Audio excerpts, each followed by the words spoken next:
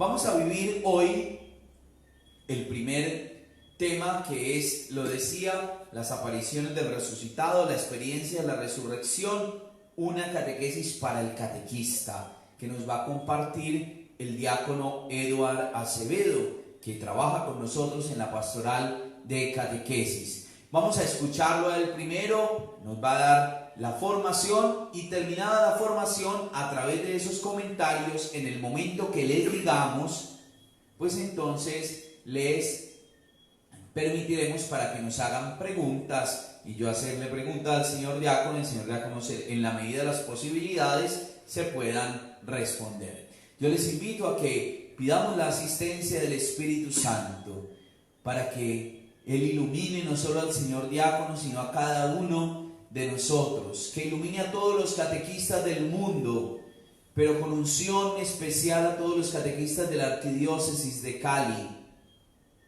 comprendido en Cali, Yumbo, Jamundí, Dagua, La Cumbre, en todos los lugares que corresponde a la Arquidiócesis de Cali. Bendiga a los catequistas de otras diócesis que también se unen en este momento. Que el Señor nos regale la gracia de perseverar, de hacer un camino como los de Emaús hoy en la palabra de Dios, dejando que arda nuestro corazón en el encuentro con el resucitado. Que bendiga a las familias de todos los catequistas, sus necesidades. Que bendiga nuestras parroquias, que bendiga a nuestros párrocos. Hay que llamar al párroco a ver cómo está, cómo se siente, qué necesita. Que bendiga a todos los evangelizadores, que bendiga a toda nuestra ciudad, a todo nuestro país, que nos regale la salud y que esta experiencia de formación sea de crecimiento para mantener el corazón ardiente como aquellos caminantes de Emaús. Amén. Bueno, quiero darle el paso al señor diácono y empecemos este espacio de todos los miércoles, 8 de la noche, para nuestra formación permanente. Bienvenidos, queridos catequistas. Muchas gracias, Padre Sebastián. Muy buenas noches para todos. Para mí es una gracia enorme poder dirigirme a ustedes, poder compartir este encuentro, esta catequesis que el Señor pues hoy nos inspira también en este tiempo tan complejo en el que estamos viviendo. Mi misión puntual como catequista, como ustedes, pues, es anunciar la palabra del Señor, es anunciar pues un mensaje de aliento en medio de las dificultades, un mensaje de esperanza en medio de situaciones que a veces pareciera que nos arrebatan la esperanza. Vamos entonces en este encuentro con los catequistas en torno a la aparición de Jesucristo, nuestro Señor resucitado. Y para ello entonces invito a que tengan ustedes allí en sus casas la Biblia. Vamos a poner rápidamente los textos bíblicos, creo que es posible ponerlos allí. Igual los voy a mencionar para que a la luz de la palabra podamos entonces adentrarnos en esta reflexión de esta noche. Vamos entonces a buscar, para que los tengan de una vez allí anotaditos, Lucas capítulo 24, versículos 5 y 7 al 8.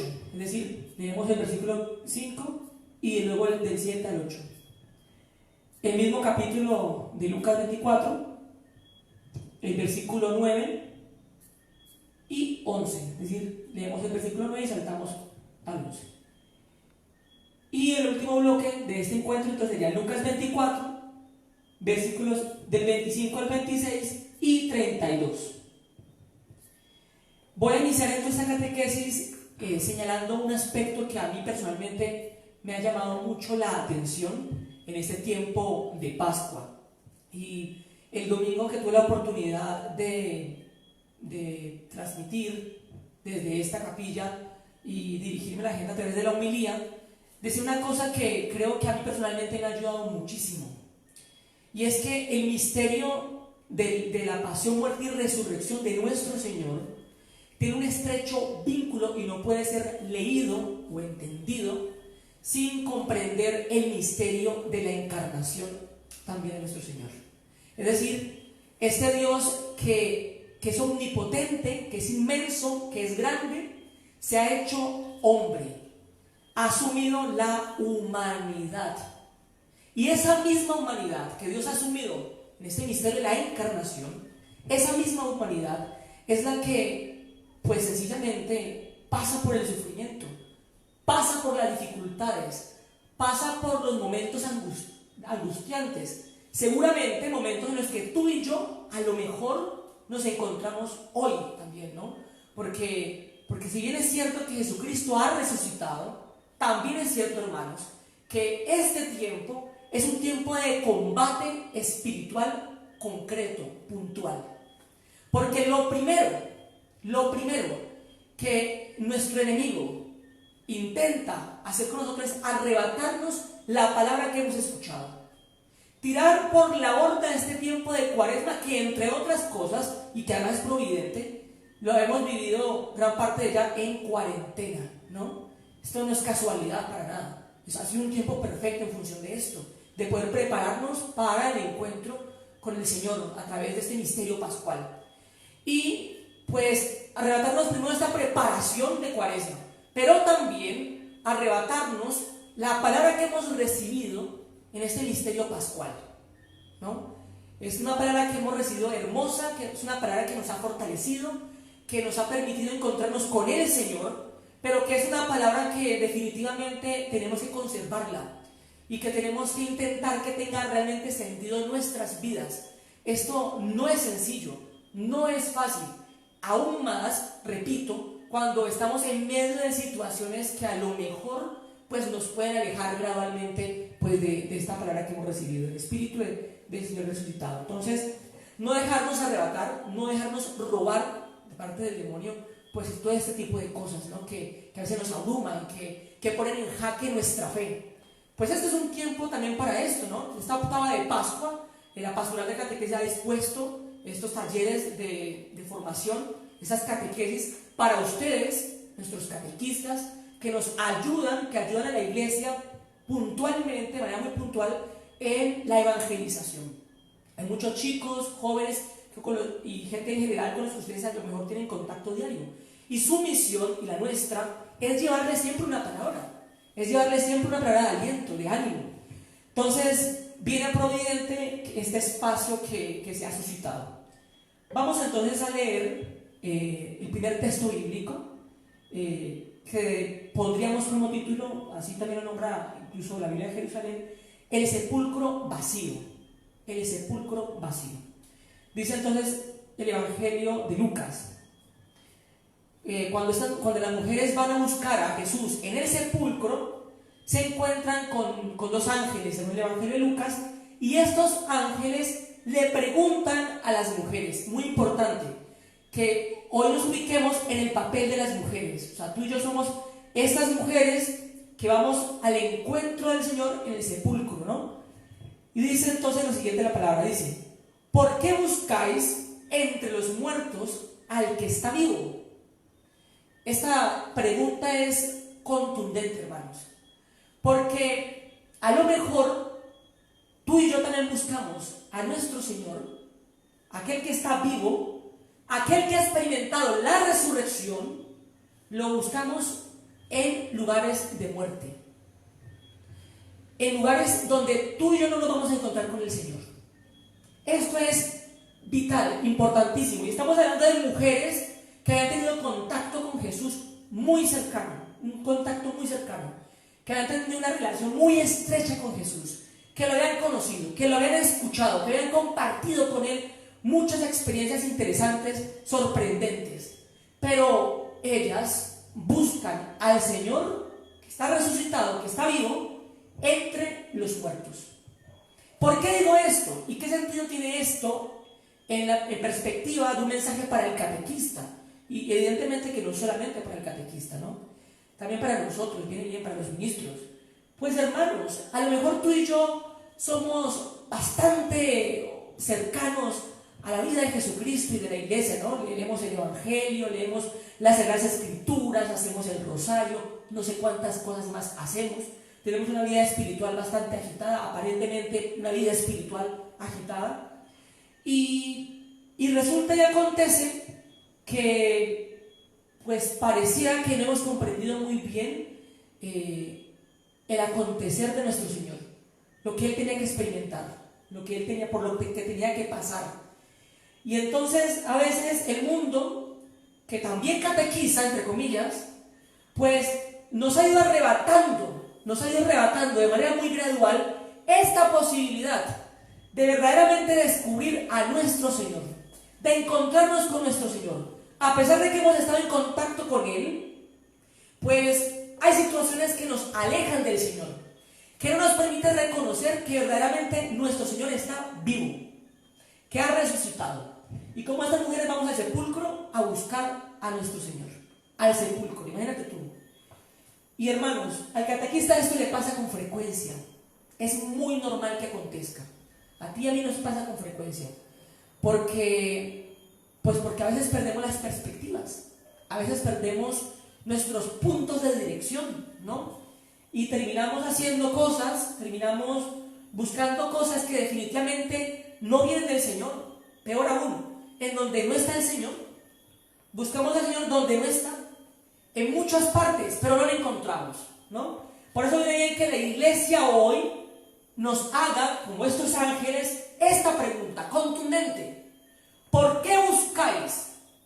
¿Por qué buscáis entre los muertos, entre la muerte, al que está vivo? Es decir, a la vida. ¿Por qué buscáis entre la muerte y la vida?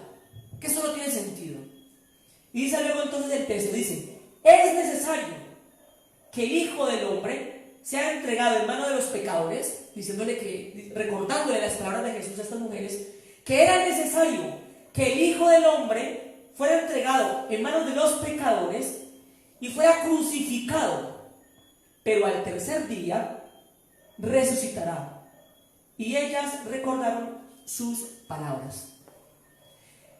¿Cuándo recuerdan estas mujeres las palabras de Jesús?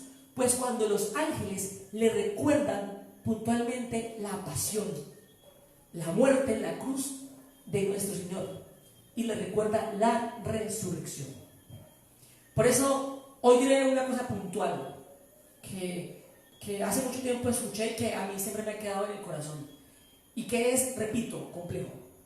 Dice que nadie podrá jamás entrar en el acontecimiento de la resurrección si no entra antes en este acontecimiento de la pasión y de la muerte. De la pasión y de la muerte. Entrar en este acontecimiento de la pasión y de la muerte nos prepara, hermanos, como nuestro Señor, en el acontecimiento puntual de la resurrección. Por eso la primera gran invitación tiene que ver con esto. Tiene que ver con la necesidad de que tú hoy, yo hoy, nos preparemos para entrar en el acontecimiento de la pasión de nuestro Señor y poder vivir realmente ese acontecimiento de la resurrección. El Señor ya había resucitado, era un hecho objetivo, pero estas mujeres no habían entrado aún en este acontecimiento inmenso, grandioso de la resurrección. Y te puede pasar a ti y me puede pasar a mí, que estuvimos allí expectantes, celebrando la Pascua, la vigilia, el pregón, el cirio y tal, muy bonito todo, pero por ningún lado vimos a Cristo resucitado. Esa es una tentación frecuente, hermanos, que no podemos permitirnos. Es un lujo no entrar en este acontecimiento tan grande que el Señor ha dispuesto para nosotros. Que el Señor hubiera pasado por nuestros pecados y no le hubiéramos visto. Que no hubiéramos experimentado realmente el poder de la resurrección, el poder del amor de nuestro Señor. Esta es una tentación entonces, y es el primer llamado de este encuentro que hoy hemos tenido. Muy importante, repito, para vivir la resurrección, para entrar en la resurrección y que no pase de largo, es necesario primero entrar en la pasión, en la muerte, como nuestro Señor ha entrado, para salir luego triunfantes, para salir luego resucitados de nuestros pecados, de nuestras muertes, de nuestras ataduras, que realmente pueda haber vida en nosotros. Muy bien. El segundo texto bíblico, entonces, de capítulo 4, versículos del 9 y 11, dice entonces: regresaron pues estas mujeres del sepulcro y anunciaron a todos los que estaban presentes estas cosas, a los 11 y a todas las demás personas, ¿no? Anunciaron estas cosas a los 11, a los discípulos, a los apóstoles y a todos los demás que estaban presentes.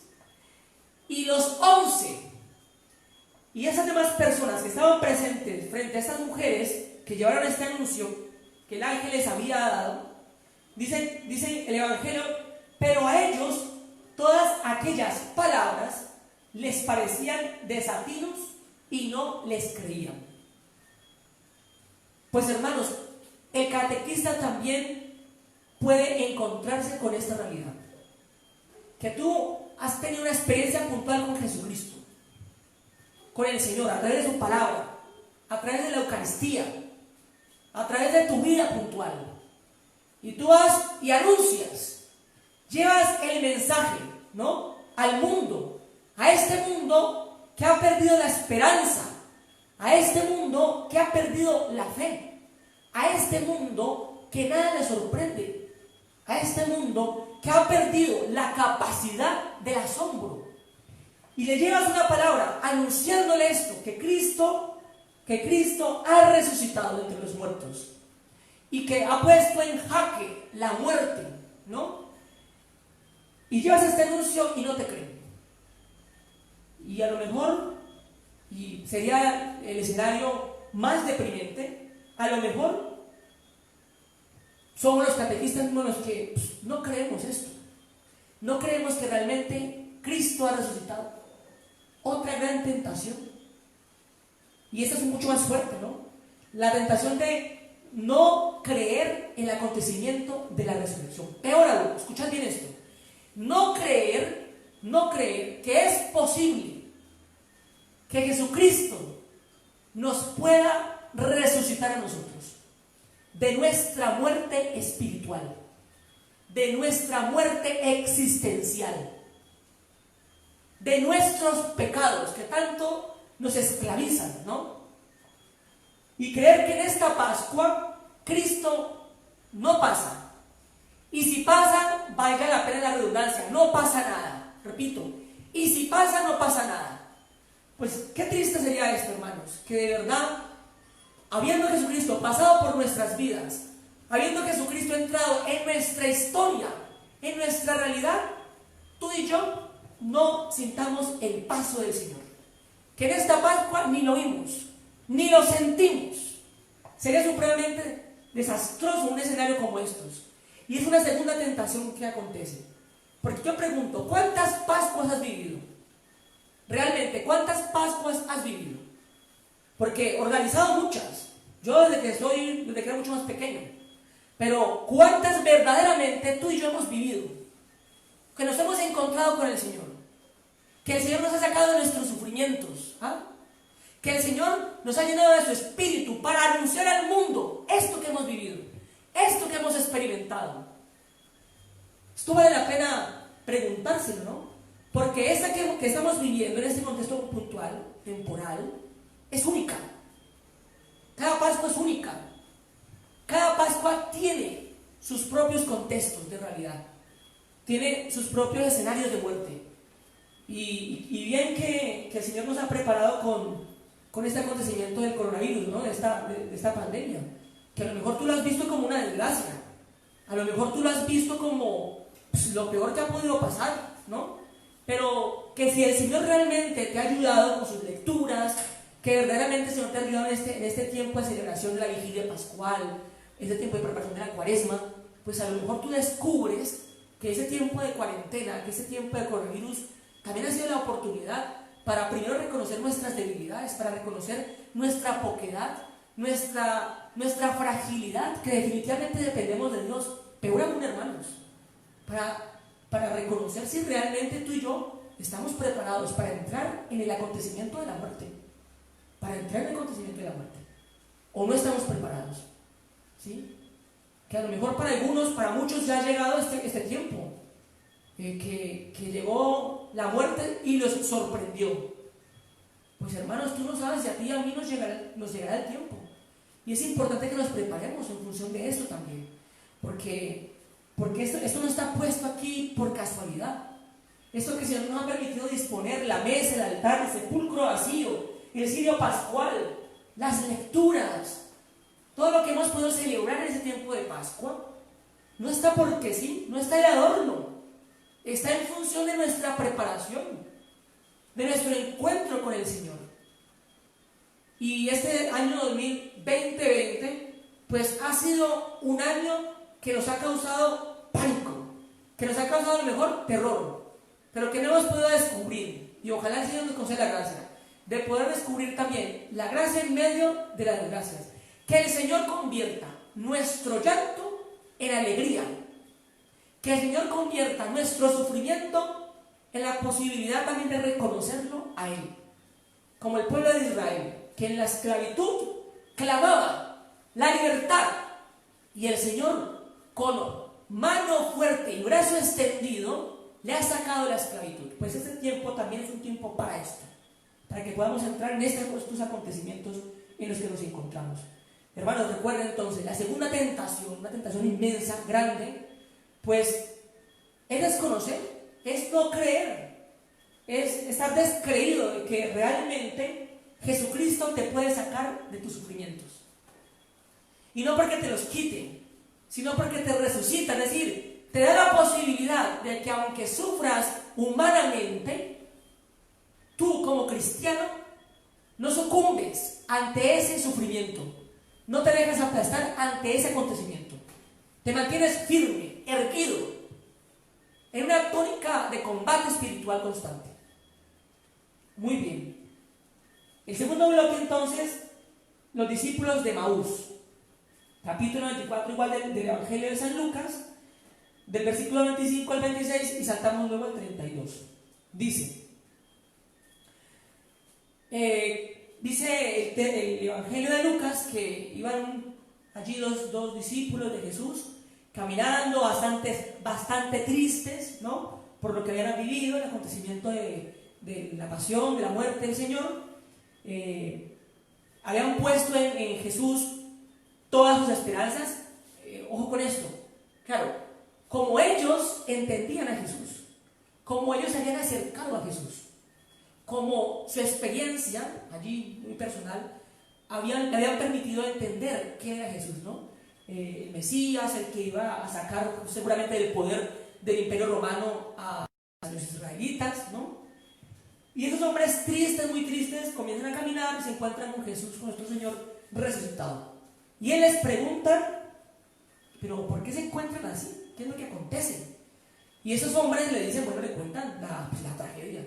Y es que Él es el único que no lo sabe, ¿no? Que a Jesús de Nazaret, un hombre que hizo milagros, prodigios, signos, cosas impresionantes, pues nuestros sacerdotes y nuestros escribas los entregaron al poder del imperio, ¿no? Lo ajusticiaron, lo crucificaron, y pues nosotros que teníamos puesto la esperanza en Él, pues mira, nos ha defraudado. En otras palabras, en el fondo, lo que esos hombres dicen es esto, ¿no? Pues hemos puesto nuestra vida, hemos puesto nuestra esperanza en Él, y este hombre nos ha defraudado. Pero pues pobrecito, no puede hacer nada más. Nos ha defraudado. ¿Cómo? Pues muriendo en la cruz. Y ya lleva tres días muerto, ¿no? Muertecito. Por ahí dicen que se ha aparecido, no sé qué otras cosas, pero nadie estrictamente lo ha visto, ¿no? Pues hermanos, a lo mejor tú y yo también vimos ese tipo de cosas, ¿no? Íbamos a la iglesia y hemos puesto la confianza en, no sé qué, en el padrecito tal, ¿no? En el padrecito aquel que predicaba tan bueno, que tan bondadoso que es, tan bondadoso que era. Ibas a la iglesia y hacías no sé cuántas cosas, cambiaron el padre y resulta que ahora el que llegó a la parroquia pues no te cae bien, que te parece un engreído, un orgulloso, un soberbio, y te cuesta porque a lo mejor tú y yo somos igualitos a él, y entras en crisis, ¿no? Yo que he puesto mi vida en la iglesia, que he dado mi vida a la iglesia, ¿no? No sé cuánto tiempo catequizando, con tantos niños y no sé qué y no sé qué más, y pierdes de un momento a otro pues tu esperanza. Sientes que has perdido las fuerzas, que has desgastado tu vida en vano, que lo que tú creías que era tu felicidad se ha ido, se ha disipado, y no trasciendes el hecho, no trasciendes el hecho. Igual que estos hombres que se han defraudado porque no han entrado verdaderamente en el acontecimiento de la Pascua del Señor. Y dice el Evangelio, dice que el Señor resucitado, a quien ellos no pueden reconocer, que eso de nuestra vida, pues a veces nos imposibilita verdaderamente reconocer a nuestro Señor en nuestra historia. Voy a hacer un paréntesis. Mira, el cristiano ve al Señor, al Cristo resucitado, en su historia. Es el escenario perfecto para encontrarse con el Señor. A muchos nos encantaría que llegara una nube, y a lo mejor que la parucía vendrá de esa forma, pero el encuentro cotidiano con el Señor implica una lectura de nuestra propia historia. Si el cristiano no se encuentra con el Cristo resucitado a través de su propia historia, hermanos, pues lamento informarte que no lo vas a ver en ninguna otra parte. No lo vas a ver. Lo vas a encontrar en el sufrimiento del pobre, y eso es parte también de tu historia. El sufrimiento del pobre te lo pones en tu corazón también, porque puedes sencillamente pasar de largo sin darte cuenta del sufrimiento del otro. Tienes que entrar en el sufrimiento de tu esposo, de tu esposa, de tus hijos, de tus padres, que no es sencillo, que es difícil. Poder ver a Cristo resucitado en esos acontecimientos no es sencillo, es muy difícil, pero esa es la misión del cristiano. Si eso lo estuviera diciendo a cualquiera, bueno, pero a un cristiano, a ti y a mí que hemos recibido una palabra. Y dice entonces el Señor la siguiente expresión, dice: oh insensatos, insensatos y tardos de corazón para creer todo lo que dijeron los profetas. Es decir, hermanos, tu problema y el mío es un problema de disposición, de insensatez, que no disponemos nuestro corazón para el encuentro con el Señor. No nos abrimos a esa posibilidad. Siempre testarudos, siempre testarudos. Yo el primero, harto que sí me cuesta, ¿no? Y el corazón duro, incapaz de descubrir en la palabra, en los signos, en la vida, en la historia, pues lo que tenía que acontecer con el Mesías. Todo lo que dijeron los profetas, dice aquí el Señor, dice: no era necesario que el Cristo padeciera eso para entrar así a su gloria. Claro, pues es que contemplar a un Mesías fracasado, que ha experimentado los flagelos, que ha experimentado cómo lo ajustaron en la cruz, ajusticiado en la cruz, pues seguramente que no es el proyecto de ninguno, y menos para alguien del pueblo de Israel. Menos para alguien del pueblo de Israel. Recuerda lo que dice Pablo muy puntualmente, dice que el acontecimiento de la cruz era un escándalo para los judíos, por todo lo que esto implicaba, y era una locura, una necesidad, una desfachatez, una completa tontería para los griegos. Porque entrar en la muerte, entrar en la humanidad, pues hermanos, esto no es de manera aparentemente lógica, pues coherente con la gloria de Dios. Y es que, ¿acaso quiere Dios que suframos? ¿Acaso quiere Dios que experimentemos el dolor? ¿No? Pues hermanos, mira, la humanidad que tú y yo tanto rechazamos, porque la rechazamos porque nos cuesta el dolor, porque nos cuesta entrar en el sufrimiento, porque nos cuesta experimentar la muerte, pues esa humanidad la ha asumido Dios mismo, y la ha asumido con entereza, repito, la ha asumido hasta la muerte, y no cualquier muerte, no cualquier muerte. Dicen por ahí que los romanos no crucificaban de esa manera porque sí. Era un escarmiento, y era una manera de castigar a los insurgentes del imperio, pero de una manera espantosa. O sea, era monstruosa. Definitivamente la cruz era un invento del diablo, ¿no? Como herramienta de castigo. Porque justo en las palmas de las manos y también en los pies, no sé si ustedes han golpeado en alguna ocasión en esta parte de las manos, clavar en las palmas de las manos permite que se traspase este nervio que hay aquí, que tú no más lo tocas, sientes que se te cayó la mano, o sea, que te duele impresionante. Clavar a una persona en la cruz es llevarlo hasta el extremo del sufrimiento, porque respirar, escuchad bien esto, respirar, tan solo querer vivir, generaba un sufrimiento profundo. Te puedes imaginar que tú sufras incluso hasta respirando, que el solo el anhelo de querer vivir te cause sufrimiento. Pues hermanos, este ha sido el sufrimiento de nuestro Señor Jesucristo, que respiraba, que tomaba el aire y le dolía profundamente porque tocaba el nervio, porque tenía que hacer fuerzas en las manos y en los pies, y luego cuando soltaba el aire, pues también le dolía profundamente el nervio. Los nervios dolían todo el cuerpo, que respirar, que poder vivir de forma natural le dolía profundamente, le desgarraba el ser. Y al quitarle, normalmente lo que hacía era quitarle las piernas, porque de esa forma morían asfixiados, porque ya no se sostenían en las piernas. Pues nuestro Señor ha pasado por el sufrimiento completo sin tener que se le puedan romper ni un hueso, ¿no? Experimentó el sufrimiento hasta la muerte, una muerte impresionante.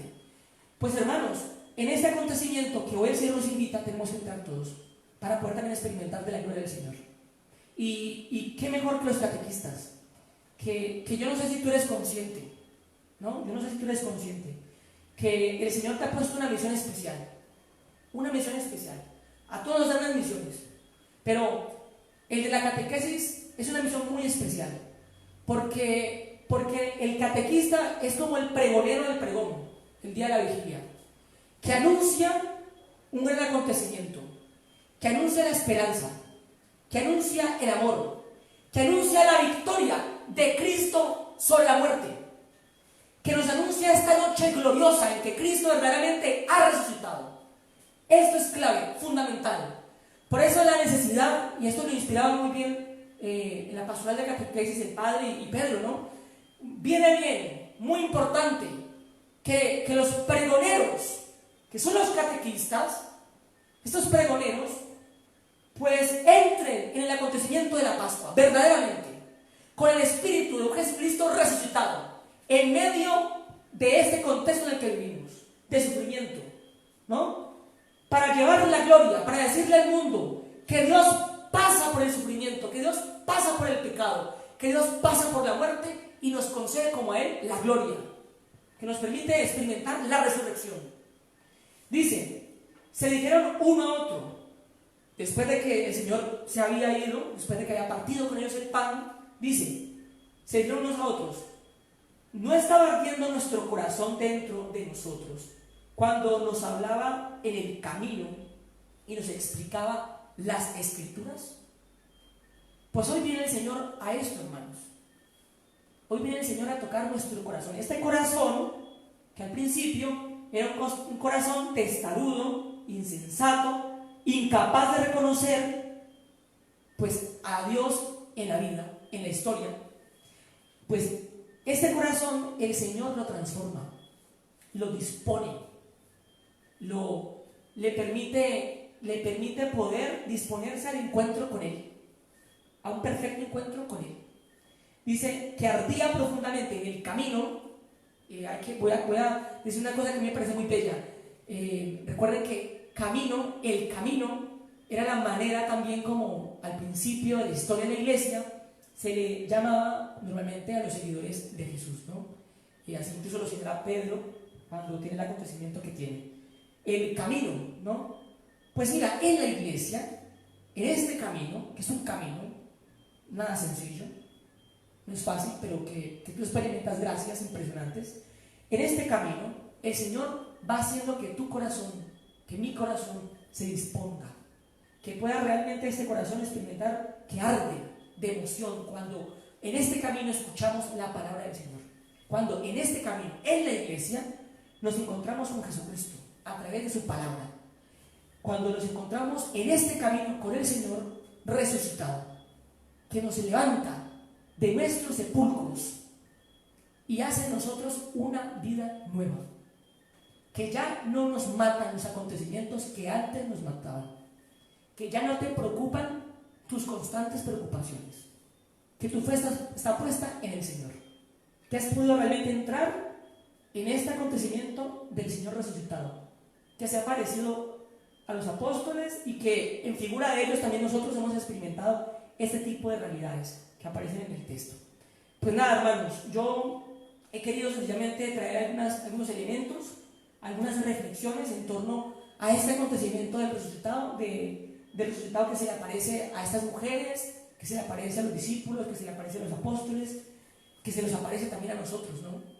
Y que verdaderamente el Señor nos conceda esa gracia, que es una gracia inmensa poder realmente en este tiempo pues experimentar el Espíritu de nuestro Señor resucitado. Y que como este cirio, que a mí siempre me llama la atención, el cirio pascual, que el cirio pascual en todo el transcurso del año, en momentos puntuales que se prenden para dar vida, para iluminar, para calentar. ¿Qué, hermanos? Nuestra vida, nuestro espíritu, en el bautismo. Y que esto que también tú y yo hemos vivido, el bautizo, pues hoy podamos de nuevo entrar en esa realidad del bautizo.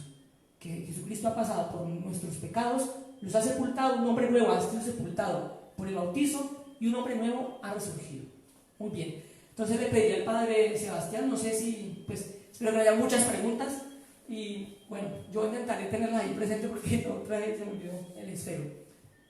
Las que podamos contestar y bueno, que yo ojalá pueda. Les pueden escribir en los comentarios, allí donde han saludado, si alguien tiene alguna pregunta. Señor diácono, en medio de las posibilidades, pues las podemos responder. Pueden hacerlo en este momento.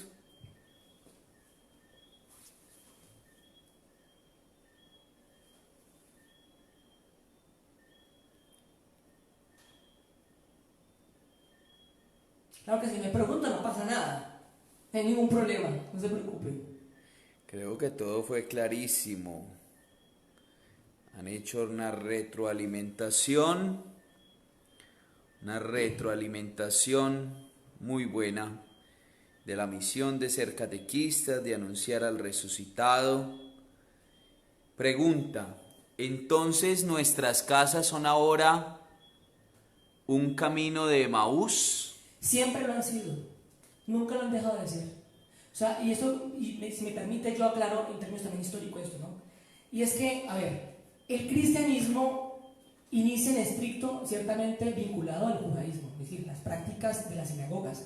Pero si ustedes se dan cuenta, por ejemplo, la Pascua siempre fue una celebración propiamente doméstica, una celebración en la casa, ¿sí? Muy bien. El cristianismo, durante el tiempo de la persecución, pues justamente tenía que ser celebrado en las casas. La iglesia es doméstica ante todo y sobre todo.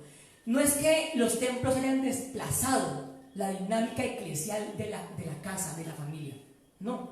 Allí se aglutina, se reúne la comunidad de comunidades. La comunidad de comunidades. Pero como usted bien lo ha planteado, sí, la familia hoy se potencia con mucha más fuerza, y es mucho más evidente esto, se potencia con mucha más fuerza, pues que es una iglesia, como decía San Juan Pablo II, una iglesia doméstica. Siempre lo ha sido, pero en este tiempo, más aún, el Señor ha permitido eso. Y yo quiero decir rápidamente algo que a mí me llama mucho la atención. Tengo muchos hermanos de camino, de la iglesia, que a mí me han impresionado porque han puesto sus fotos celebrando allí en su familia, con un altarcito, con la cruz, con el icono de la Virgen, ¿no? Celebrando la Pascua, transmitiéndole la fe a sus hijos. El papá transmitiéndole la fe a sus hijos. Ustedes catequistas tienen una gracia impresionante, y es que ustedes conocen este acontecimiento de la fe, ¿no? Han entrado en él, conocen la resurrección, lo han experimentado, y eso ustedes no han podido hacer. Ciertamente las familias son eso, fue casas domésticas. Bueno, otra pregunta, ¿cuál es la esclavitud del hombre actual? Bueno, es una pregunta bastante compleja. Yo, por ejemplo, en las reflexiones que hemos podido hacer con el Padre Sebastián aquí en la parroquia, frente a este tiempo puntual, decíamos que nos daba más miedo, que nos daba por encima del coronavirus, que nos mate, que no sé qué cosas, por encima de eso nos daba mucho miedo la imposibilidad de poder donarnos. Es decir, yo creo que la mayor esclavitud del hombre tiene que ver con la imposibilidad de la donación, de hacer lo que ha hecho Jesucristo en la cruz, de dar la vida por el otro, de poder ser solidario con el otro. Sin embargo, también siento que este tiempo que el Señor ha permitido ha sido un tiempo que ha implicado esa libertad de esclavitud, porque he visto médicos dando la vida, porque he visto parroquias que se han movido muchísimo en función de la ayuda a la gente que sufre, que pasa por necesidades. Pero bueno, realmente también es que el sufrimiento de las esclavitudes son individuales, cada uno es un ejercicio que hay que hacer. ¿Qué es lo que hoy puntualmente te causa sufrimiento y esclavitud? Es un ejercicio. O sea, yo te invito antes a eso, a preguntarte puntualmente a ti y a cada uno de los que nos están viendo, ¿qué es lo que hoy te esclaviza? ¿Qué es lo que no has permitido que el Señor pueda pasar, rescatarte de esa esclavitud? El egoísmo, el orgullo, la soberbia, qué sé yo. ¿Por qué los discípulos no reconocieron a Jesús? Bueno, si la pregunta es muy teológica, habría que decir que algunos teólogos dicen que aunque era el mismo cuerpo, el revestimiento glorioso de este cuerpo imposibilitaba que pudieran realmente entrar los discípulos en este acontecimiento de la resurrección. Si la pregunta va dirigida a un escenario mucho más amplio, digamos, una teología mucho más pastoral, uno podría entender que ciertamente no habían comprendido el misterio, que no habían comprendido, que no habían podido entrar en el misterio de la resurrección y les imposibilitaba entrar en este hecho, en esta realidad. Es difícil en términos muy exactos y teológicos de notar por qué razón no podía verlos. En la intención del Evangelio tiene que ver con esto, ¿no? Con la imposibilidad de los apóstoles de entrar directamente en el acontecimiento de la resurrección, en su incredibilidad del hecho puntual. Bien, claves para abrir el entendimiento, para reconocer a Jesús. Claves para el entendimiento. Yo siempre he creído que tiene que ver con esto que planteé al inicio y no por esa razón no hice otra cosa sino que hablar de la importancia del reconocimiento del hombre. Escuchen, hermanos, esto que quiero decir y que es muy importante y que a mí personalmente pues creo que me ha ido ayudando. Si yo no entro en mi historia, si yo no entro en mi humanidad, si yo no reconozco mis limitaciones, si yo no reconozco mis debilidades, si yo no entiendo que vivir la vida implica vivirla toda en plenitud tal como soy, no voy a entrar realmente y no voy a entrar en el acontecimiento de la resurrección y no voy a poder realmente experimentar al Cristo resucitado.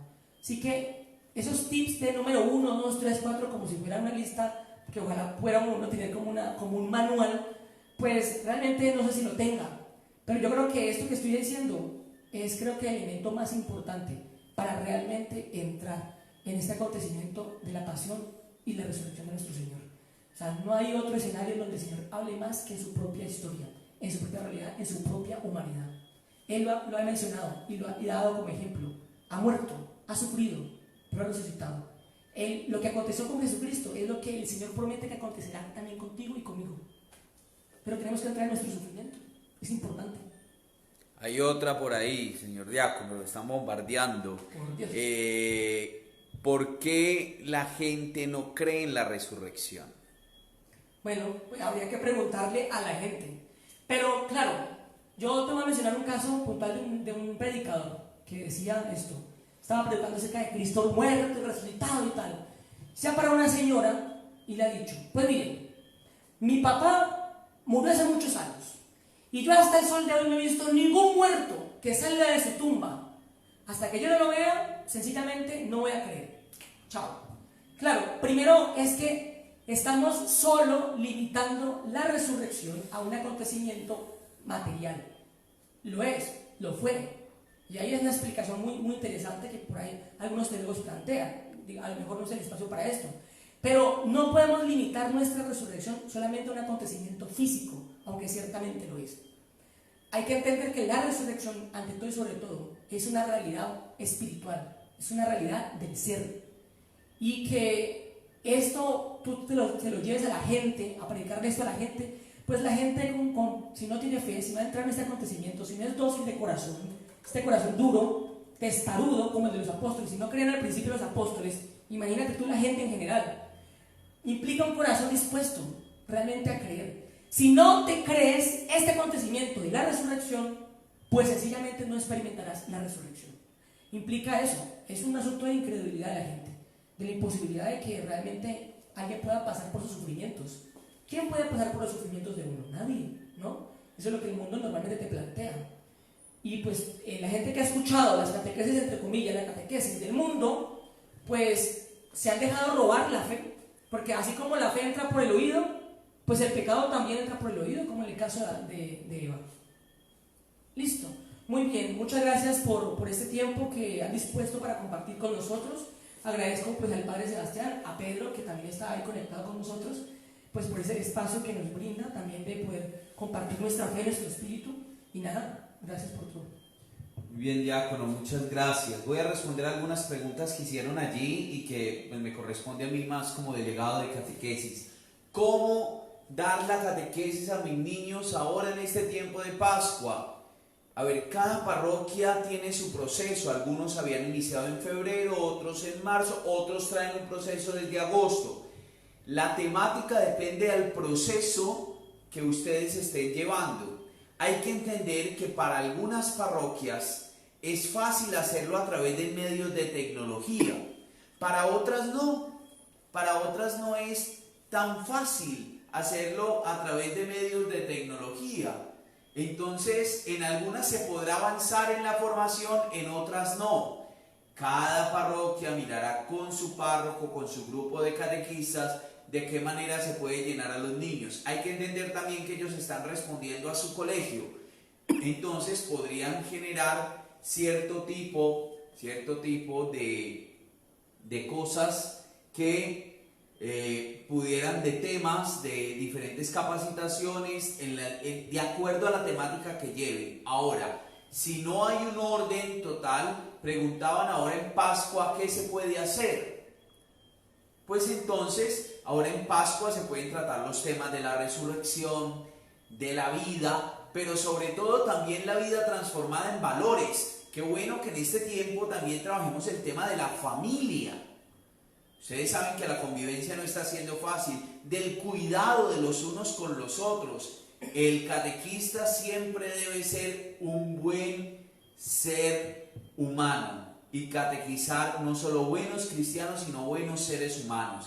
Para nosotros es muy complicado saber qué proceso está llevando cada parroquia junto con su párroco. Invitarlos a la transmisión de la misa. No todos los padres pueden hacerlo porque no tienen un buen internet en su casa cural, porque de pronto no tienen la agilidad para manejar estos medios. También hay que tener paciencia con eso, pero sobre todo sí les invitaría, a mí me parece que los catequistas, en vez de señalar, deberían ser los primeros en estar preocupados por su párroco. Todo el mundo le dice al párroco: Padre, bendígame, Padre, ore, Padre, celébrenos, Padre, haga esto, Padre, ayúdenos con los niños. Y usted le preguntó al Padre si él ya comió. ¿Cómo está él solo en la casa cural? ¿Está con su familia? ¿Lo están acompañando? Padre, ¿en qué le podemos apoyar? Padre, de pronto usted no puede transmitir, pero quiere que nosotros hagamos algo. Padre, ayúdenle.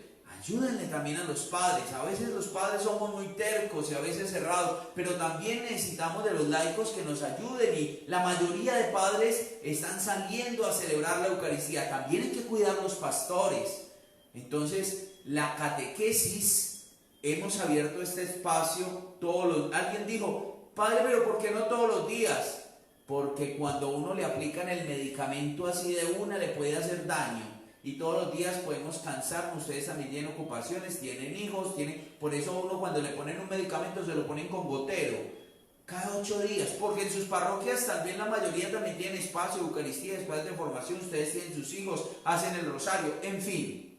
Entonces, todos los miércoles, 8 de la noche, vamos a tener este espacio de formación. Seguimos con la catequesis de la experiencia. Vamos también a otro miércoles a trabajar cómo acompañar a los niños, a los jóvenes, a los catequizandos en los momentos de crisis familiar. Seguramente se dan cuenta que los papás pelean, que tienen hambre, que no sé qué situación puede estar ocurriendo. Vamos también a trabajar de la catequesis particular a la catequesis familiar. Bueno, irán saliendo miles de temas que pudiéramos llenar. Termino diciendo esto. Alguien decía, ¿cómo hacer que nuestros catequistas se llenen de amor? Pues que eso es una decisión personal. Cada uno está lleno del amor de Dios. Por eso tenemos que estar muy conectados al resucitado. Por eso la oración, la Eucaristía, la palabra debe ser lo primero en un catequista, porque somos humanos y somos débiles. Yo quiero agradecerle al señor diácono, quiero agradecerle a Pedro que está también conectado y a todo el equipo que venimos trabajando. Decirles y recordarles que en el canal de YouTube dice Pastoral Catequesis Cali. Hemos venido haciendo unos videos para que ustedes le envíen a los niños de primera comunión, de confirmación, a los jóvenes de confirmación, material didáctico, material audiovisual, y también poco a poco iremos generando otro tipo de material. Pero como yo lo he dicho siempre en las formaciones, queridos catequistas, no nos sentemos en la mecedora a esperar a que todos nos lo manden hecho. Produzcamos, qué rico que ustedes produzcan una catequesis y nos la envíen al correo de catequesis y nos digan, miren, nosotros hicimos esto en nuestra parroquia, esto puede servir para las otras parroquias. Miren, nosotros hicimos este formato, ¿qué tal que les sirva? Producir también, invitarles, animarles a producir en la fe. Tenemos espacios, material, información en el canal de YouTube. Empezaremos a poner por esta página de Facebook seguramente algún material. Dios los bendiga en el nombre del Padre, del Hijo y del Espíritu Santo. Amén. Amén. Buena noche para todos. Dios los bendiga.